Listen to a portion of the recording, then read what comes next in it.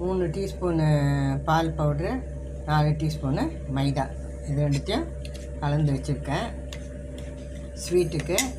அப்புறம் இது வந்து இது இந்த மாதிரி காகித டம்ளரில் நெய் தழுவி அதில் வந்து நட்ஸ் போட்டு வச்சுருக்கோம். இப்போ வந்து கடாயில் காஞ்சதும் ஒரு 1/4 டம்ளர் நெய் விட்டு ஒரு 3/4 டம்ளர் சர்க்கரை போட்டிருக்கேன். இது வந்து கரைஞ்சி கேரமலைஸ் ஆகணும். அது வரைக்கும் சிம்மில் வச்சு கேரமலைஸ் ஆகிற வரைக்கும் நம்ம கலந்துருக்க வேண்டியது தான்.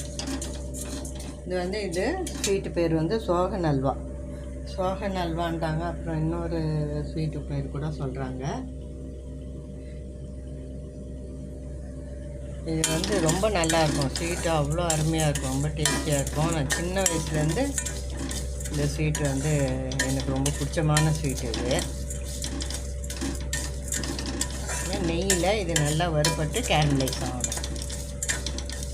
ஆன பிறகு இந்த கலந்து வச்சுருக்க பவுடரை கொட்டி கலரணும். கேரமலைஸ் ஆகட்டும், அப்புறம் காட்டுறேன்.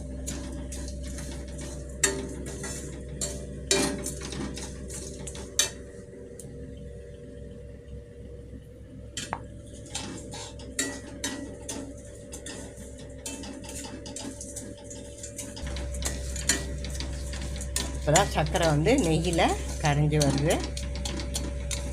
நல்ல கலர் வரணும், இந்த தேன் கலரில் வரணும்.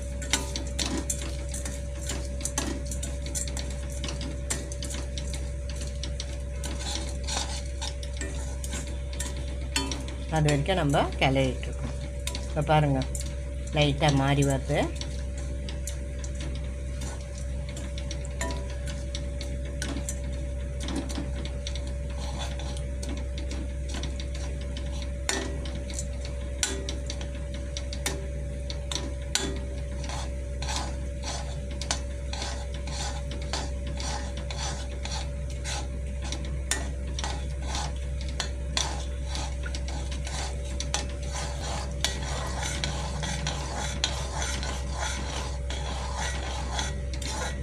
கேரமலைஸ் ஆனவுடனே ஸ்டவ்வை ஆஃப் பண்ணிவிட்டு இந்த பவுடரை கொட்டிடணும். கொட்டி நல்லா கிளறிட்டு கடகடன்னு கிளறிட்டு நம்ம அந்த டம்ளர்ஸில் ஊற்றிட வேண்டியது தான்.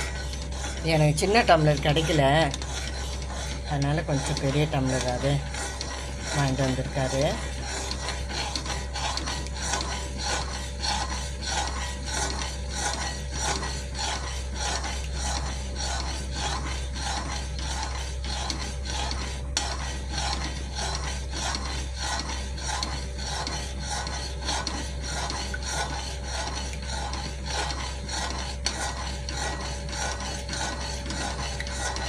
கலர் வருது பாருங்கள், மாறிடுச்சு கலரு. இன்னும் சர்க்கரை கொஞ்சம் கரையணும்.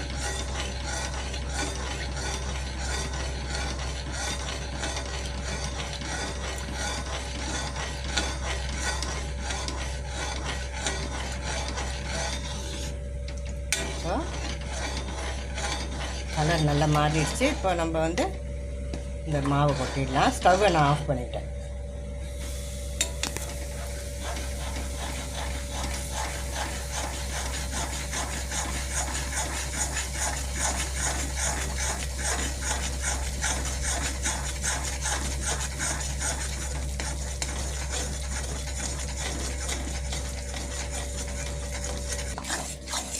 இப்போ நம்ம கடகடன் அந்த இதில் ஊற்றிட வேண்டியதுதான்.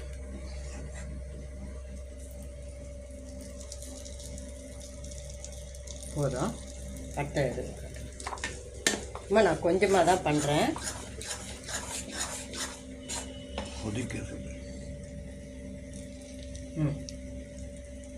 இன்னொரு டம்ளர்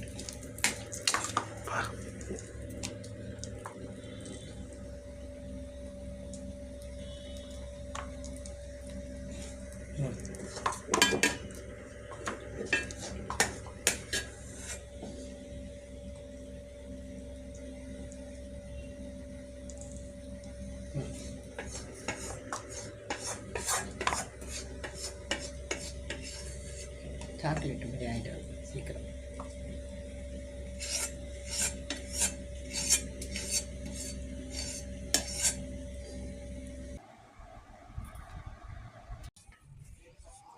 ஸ்வீட்டு நல்லா சூப்பராக வந்திருக்கு பாருங்கள். சோகன் அல்வா அருமையாக இருக்குது. நாங்கள் ஒன்று சாப்பிட்டுட்டோம். ஒரு நல்லா டேஸ்டியாக வந்திருக்கு. இந்த பேப்பரில் போட்டதுனால நல்லா சூப்பராக அழகாக வந்துடுச்சு. அப்படியே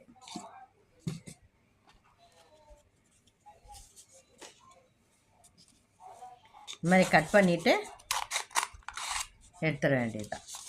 வந்து ஒரு காலத்தில் நிறைய காசு கொடுத்து வாங்கியிருக்கோம். நம்ம வீட்டில் பார்த்தா ஒரு 100 ரூபா 150 ரூபா கூட செலவாகாது. அந்த அளவுக்கு நான் கொஞ்சமாக தான் பண்ணேன். இது ஃபஸ்ட்டு டைம் பண்ணுறேன் நான். அதனால் கொஞ்சமாக தான் பண்ணியிருக்கேன். சூப்பராக வந்திருக்கு, அருமையாக வந்திருக்கு. இன்னும் அடுத்த தடவை பண்ணும்போது தான் நிறைய பண்ணணும். இந்த வீடியோ வந்து உங்களுக்கு பிடிச்சிருக்கோன்னு நம்புகிறேன். நீங்களும் ட்ரை பண்ணி பாருங்கள். நான் சொன்ன மெத்தடை வச்சு ரொம்ப நல்லா வருது. ஈஸியாக இருக்குது. 10 நிமிஷத்தில் பண்ணிடலாம். அந்த எடுத்து ஊற்றுறது மட்டும் டக்குன்னு ஊற்றிட்டு நம்ம ஒரு 1/2 hour விட்டோம்னா இது சூப்பரான டேஸ்ட்டில் அருமையாக இருக்குது. குழந்தைங்கள்லாம் வந்து ரொம்ப விரும்பி சாப்பிடுவாங்க. இந்த வீடியோ பிடிச்சிருக்கோன்னு நம்புகிறேன். பிடிச்சிருந்தா லைக் பண்ணுங்கள், ஷேர் பண்ணுங்கள், எங்கள் சேனல் சப்ஸ்கிரைப் பண்ணுங்கள். புதுசாக பார்க்குறவங்க சப்ஸ்கிரைப் பண்ணிவிட்டு பாருங்கள் தயவுசெய்து. தேங்க்ஸ் ஃபார் வாட்சிங்.